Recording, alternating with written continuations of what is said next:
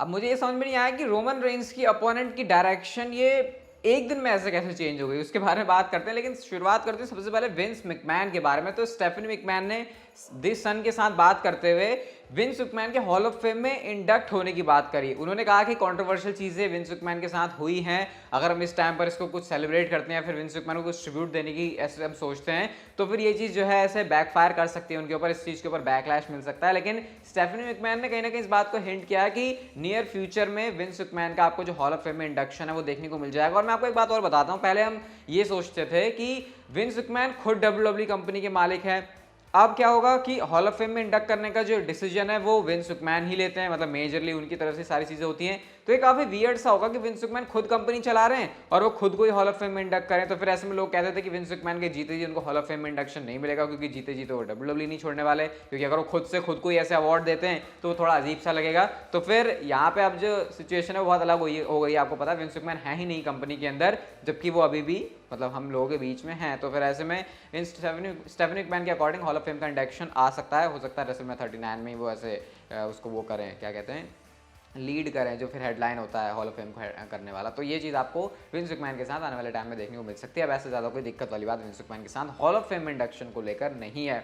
अब बात कर लेते हैं कुछ रिटर्न्स के बारे में। तो चेहरे पे स्माइल आ गया मेरे अचानक से ही, क्योंकि मेरे को पता चला मैं क्या बात करने वाला हूँ। रैंडी ओटन एंड बिगी के बारे में अपडेट है उनके रिटर्न्स को लेकर। तो ज़ेरो न्यूज़ की तरफ से हमको ये पता चलता है कि सबसे पहले तो बिगी के बारे में कि वो अपने इन रिंग रिटर्न के काफ़ी ज़्यादा क्लोज हैं, और बात चल रही है बिगी एंड रैंडी ओटन के रॉयल रंबल मैच में रिटर्न करने की, या फिर हो सकता है तब तक या फिर उससे पहले ही आपको रैंडी ओटन और बिगी जो है दोनों देखने को मिल जाएं डब्ल्यूडब्ल्यूई के अंदर। मतलब कि अब जो ये चीज़ है वो बहुत जल्दी होने वाली है। वैसे बिगी ने भी अपनी इंजरी के बाद बहुत इंतजार कर लिया है, अब उनका इंतजार ज़्यादा लंबा नहीं चलने वाला। और रैंडी ओटन इतने टाइम से गायब हैं, उनकी स्टोर लाइन वो जो रिडल के साथ है वो चल रही है, क्या है, सेथ रॉलिंस बीच में है। तो अब रैंडी ओटन यहाँ पर आकर किस तरीके से मिक्स में आएंगे, क्योंकि सेथ रॉलिंस ने रैंडी ओटन को भी तो मॉक किया था उनके आरके को लेकर, जब वो अपना जो आरके मारने से पहले चीज़ करते हैं। तो काफ़ी मज़ेदार होगा सीन देखना, रैंडी ओटन एंड बिगी जब वापस आ जाएंगे। एंड मैं एक्साइटेड ज़्यादा हूँ ऑब्वियसली रैंडी ओटन के लिए, स्पेशली उनकी स्टोर लाइन किस तरीके से आगे चलती है। नेक्स्ट शार्लेट फ्लेयर के बारे में बात करते हैं। तो शार्लेट फ्लेयर को लेकर अपडेट ये है कि वो अपने रिटर्न को लेकर रेडी हैं, और ये चीज़ आपको देखने को मिल सकती है एक्सट्रीम रूल्स के अंदर, या फिर जो ये लिखा है यहाँ पे, but if not then they will hold off until post survivor series, यानी कि एक्सट्रीम रूल्स पे या फिर आपको सर्वाइवर सीरीज के बाद शार्लेट फ्लेयर देखने को मिलेंगे। और जो प्लान्स हैं शार्लेट फ्लेयर को लेकर वो हैं रेसलमेनिया 39 के लिए बियांका बिलेयर के अगेंस्ट मैच करने के लिए। तो ये चीज़ है मैच करने के लिए नहीं बल्कि उनको हराने के लिए, ऐसे प्लान्स है। अब शार्लेट फ्लेयर की बुकिंग आपको पता ही है डब्ल्यूडब्ल्यूई के अंदर काफ़ी तगड़ी होती है, और इस तगड़ी बुकिंग की वजह से हम लोगों ने काफ़ी बार देखा है कि फैंस उनको नेगेटिव रिएक्शन भी देते हैं। लेकिन रिपोर्ट कुछ ऐसी है कि शार्लेट फ्लेयर जो है आपको देखने को मिल जाएंगी, वो रेडी है सारी चीज़ों के लिए, और नेक्स्ट ईयर के लिए बड़े प्लान्स भी हैं। नेक्स्ट बात करते हैं गुंथर के बारे में। तो कल के स्मैकडाउन के एपिसोड के लिए सबसे पहले अपडेट ये है कि गुंथर का जो अपोनेंट है वो पॉसिबली आपको रिवील होता हुआ दिखाई दे जाएगा। लेकिन लॉन्ग टर्म की बात करूं, बड़े अपोनेंट की बात करूं, तो प्लान्स रेसलमेनिया 39 में उनकी इंटरकॉन्टिनेंटल चैंपियनशिप के साथ जाने के ही हैं। यानी कि आपको गुंथर इंटरकॉन्टिनेंटल चैंपियन देखने को मिलेंगे रेसलमेनिया 39 के अंदर भी। ये फिर करंटली डब्ल्यूडब्ल्यूई का प्लान है। और अपोनेंट कौन है, तो अपोनेंट में नाम है ड्रू मैकिंटायर का। मतलब कि ड्रू मैकिंटायर और गुंथर का जो मैच है इंटरकॉन्टिनेंटल चैंपियनशिप के लिए वो इंटरनली डिस्कस किया जा रहा है रेसलमेनिया 39 के लिए। आई थिंक ये बहुत तगड़ा बहुत कमाल का मैच हो सकता है। ड्रू मैकिंटायर एक वॉरियर की तरह लड़ते हैं, और शेमस एंड गुंथर का जो हमने मैच देखा, जो मेन रोस्टर पर फैंस है वो भी अच्छे से अवेयर हो चुके हैं इस बारे में कि गुंथर क्या चीज़ डिलीवर कर सकते हैं टेलीविजन के ऊपर। तो उस हिसाब से देखा जाए तो मैच जो है बहुत कमाल ज़बरदस्त जिंदाबाद होगा, और उसको देखने में बहुत ज़्यादा मज़ा आएगा। एक इंटरेस्टिंग सी पिक्चर है, अभी मैंने आपको बताया था कि जो डब्ल्यूडब्ल्यूई की टैग टीम चैंपियनशिप है शायद उसके डिजाइन में डब्ल्यूडब्ल्यूई कुछ चेंज करेगी, शायद नहीं करेगी ही, डब्ल्यूडब्ल्यूई का चेंज करने का प्लान है। तो एक फैन आर्ट है, कॉन्सेप्ट आर्ट है, आप इसे जो भी कह सकते हो, ये वाली आप लोग टैग टीम चैंपियनशिप देखो। और भाई साहब अगर ये चैंपियनशिप डब्ल्यूडब्ल्यूई लेके आ गई क्या मजा आएगा। दोनों तरफ साइड हमको प्लेट्स भी देखने को मिल रही हैं, बीच में डब्ल्यूडब्ल्यूई चैंपियनशिप का लोगो भी है, सॉरी डब्ल्यूडब्ल्यूई का लोगो भी है, टैग टीम भी लिखा हुआ, मतलब सब कुछ है। और ये कैसा लग रहा है पता है कि पुराने वाले में मॉडर्न टच दे दिया, ऐसा कुछ इसको देख के फील आ रहा है। और ये मस्त हो गया, और मतलब मेरे को तो प्यार ही हो गया इस चैंपियनशिप को देख के। अगर यही चैंपियनशिप उठा के तुम चिपका दो सीधा डब्ल्यूडब्ल्यूई में तो मजा आ जाएगा इसको देख के। आपके क्या रिएक्शन रिएक्शन है इसके ऊपर, क्या लग रहा है? वैसे इसका क्रेडिट है नटशेल दी फैनेटिक को, जिन्होंने इस कॉन्सेप्ट आर्ट को बनाया, तो बहुत मस्त बनाया। अगर WWE के अंदर भी ऐसे लोग हैं बनाने वाले तो फिर मजे की बात हो जाएगी। मैं तो कह रहा हूँ यही चैंपियनशिप ले आओ और इसको लेकर पूरा पिटीशन चला दो कि ये चैंपियनशिप को चाहिए, क्योंकि इतनी बढ़िया लग रही है। अब मुझे लग रही है, आपको भी लग रही है, ये बात आप लोग मुझे बता सकते हो कमेंट सेक्शन के अंदर। नेक्स्ट बात करते हैं ब्लड लाइन के बारे में, ब्लड लाइन के न्यूएस्ट चैंपियन के बारे में, सोलो सिकोवा के बारे में, स्ट्रीट चैंपियन के बारे में। तो अब सोलो सिकोवा के पास भी चैंपियनशिप आ गई है, तो WWE फॉक्स ने greatest faction of all time ऐसे पूछा फैन से ब्लड लाइन क्या है, तो इसके ऊपर सोलो सिकोवा ने रिएक्ट किया और अपने आने की वजह से क्या उनको लगता है, क्या एडिशन हुआ है, क्या ये बढ़िया चीज़ है, तो उन्होंने लिखा बिगर स्ट्रॉन्गर अनस्टॉपेबल, यानी पहले से बड़ी हो गई है, पहले से स्ट्रॉन्ग हो गई है और अनस्टॉपेबल भी है। यार मुझे हर बार ना सही बता रहा हूँ, ब्लड लाइन के अंदर जब मैं सैमी ज़ेन को यहाँ पे देख रहा हूँ, मुझे हंसी आ रही है, मेरे दिमाग में सिर्फ यही चीज़ आ रही है कि सैमी ज़ेन का अभी एंड कैसे होने वाला है ब्लड लाइन से। मैं तो वेट ही कर रहा हूँ बस उस मूवमेंट का। ये नहीं कह रहा कि सैमी ज़ेन पसंद नहीं आ रहा ब्लड लाइन के अंदर, लेकिन वो काफ़ी मुझे लगता है कि कुछ ना चाहते हुए भी फनी और बहुत ही कॉमेडिक टाइप का वो सेगमेंट हो जाएगा जब सैमी ज़ेन को ब्लड लाइन से निकालेंगे।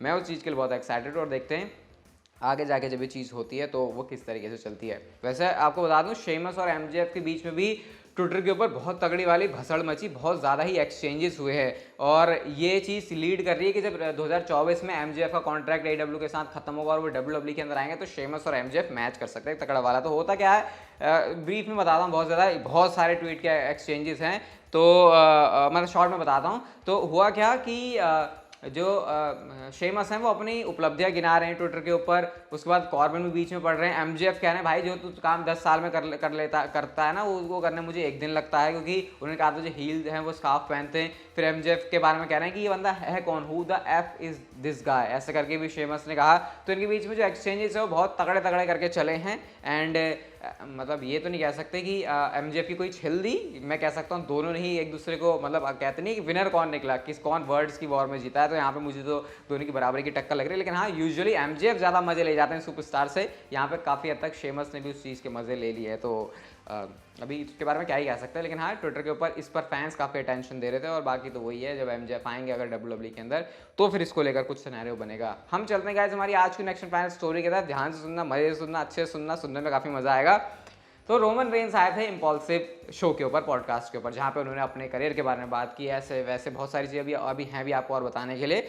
तो अब लोगन पॉल ने इस चीज़ को प्रमोट किया अपने ट्विटर के ऊपर। तो फिर रोमन रेंस क्या कहते हैं, क्योंकि लोगन पॉल ने ना रोमन रेंस के बारे में ये कह दिया था कि मैं इस बंदे को हरा भी सकता हूँ, आई थिंक मैं रोमन रेंस को हरा सकता हूँ, ऐसा कह के लोगन पॉल ने कहा। आप सोच रहे हो रोमन रेंस के बारे में कोई ऐसी बात कर रहा है तो रोमन रेंस उस पर क्या रिएक्ट कर सकते हैं। तो सिंपली रोमन रेंस ने उनके ट्वीट को कोट किया और यहाँ पर ट्वीट मारा कि ये जो तुम और तुम जो सारे बंदे हो मुझे एक्नॉलेज करते हो, लेकिन as soon as I am gone you run your mouth, मतलब कि तुम मेरे जाते ही अपना मुंह खोलना शुरू कर दे, तुम पकड़ पकड़ करना शुरू कर दिया मेरे बारे में।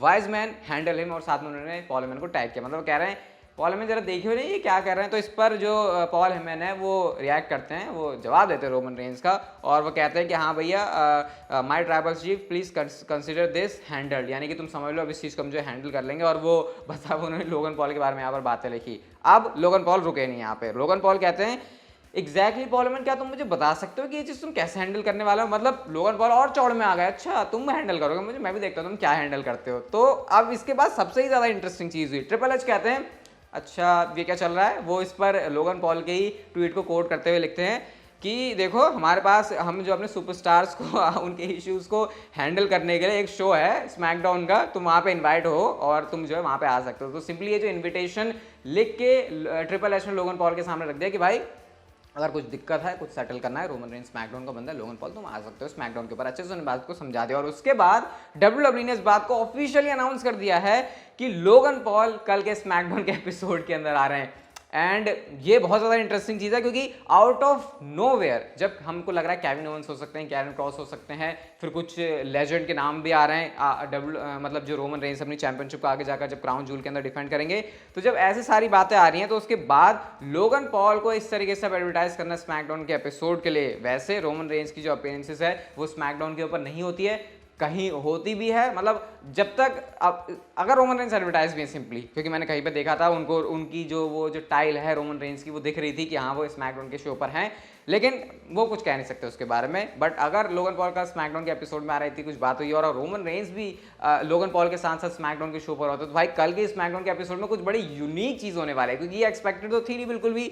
और लोगन पॉल हैं सेलिब्रिटी, उनको सोशल मीडिया पर इतनी अटेंशन मिलती है, मतलब आप देखते ही होगे आप लोग, WWE उनके बारे में पोस्ट करती है, तो एक जो है सोशल मीडिया स्टार और एक है WWE का मेगा स्टार। तो ये चीज़ अगर WWE करे तो काफ़ी इंटरेस्टिंग, कुछ तो होगा ना इसके पीछे रीजन, तभी तो ये कर रहे हैं। बाकी इसके ऊपर आपका रिएक्शन क्या मुझे बताना जरूर आप लोग। Logan Paul versus Roman Reigns, क्या कहोगे इस मैच के बारे में? वीडियो अच्छी लगी तो like share subscribe notification bell को ऑन कर दो and see you guys in my next video.